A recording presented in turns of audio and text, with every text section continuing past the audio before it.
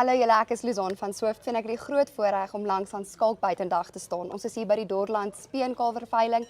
Jy is ook die eienaar van Dorland Trust. Sê vir ons bietjie, hoe was vandag se veiling vir jou gewees en die uitkoms daarvan en jou verwagting ook van die veiling? Ja, Luzane, ons is baie dankbaar as Dorland Trust groep vandag. Ja. Ons het 'n uitstekende veiling gehad. Ten spyte van die moeilike omstandighede van Back and Claw in Suid-Afrika op die oomblik. Dit is, ek dink dis groot challenges vir boere om op hierdie stadium jou kudde skoon te hou en om soveel Back and Claw vry beeste aan te bied. Was 'n challenge geweest, maar ons is dankbaar dit is verby en ons is dankbaar vir ons kopers. Elkeen wat gekoop het vandag op die veiling wil ons net voor baie dankie sê. Sonder hulle sou dit nie moontlik gewees het nie.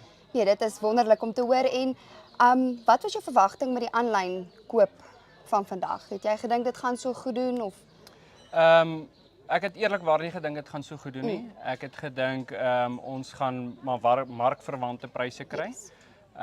En ons het regtig bo verwagting gedoen, ja. Dis fantasties. Ek dink die kopers is ook baie meer gemaklik in hulle eie kantore om te be aanlyn.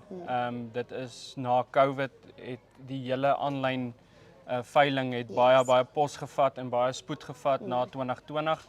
En ek vat myself ook as 'n koper. Ek is eenmal 'n jaar 'n verkoper en die res van die jaar vir 6 maande is ek 'n koper. Ja. En so maak dit vir my ook baie gemaklik om beeste te koop en kwaliteit beeste in te koop.